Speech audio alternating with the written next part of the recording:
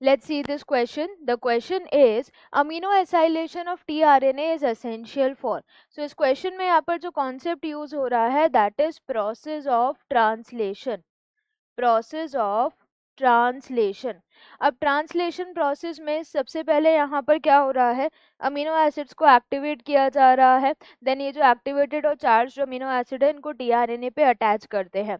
तो जब ये चार्ज अमीनो एसिड को टीआरएनए के 3 प्राइम एंड पे अटैच किया जा रहा है तो इस प्रोसेस या रिएक्शन को बोलते हैं amino acylation of tRNA, also known as charging of tRNA. So amino acylation of tRNA या इसी को ही हम क्या बोल रहे हैं, चार्जिंग ऑफ टीआरएनए। क्या बोला जा रहा है, charging of tRNA, charging of tRNA.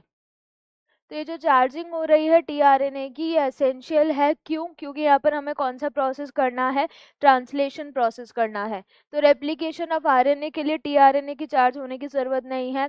Then formation of peptide bond यानी प्रोसेस ऑफ ट्रांसलेशन के लिए जरूरी है, तो ये बिल्कुल सही है। स्प्लाइसिंग में हम क्या कर रहे हैं, इंट्रॉन हटा रहे हैं, एक्सॉन ज्वाइन कर रहे हैं, उसमें टीआरएनए का कोई रोल नहीं है। इनिशिएशन ऑफ ट्रांसक्रिप्शन में भी टीआरएनए का कोई रोल नहीं है।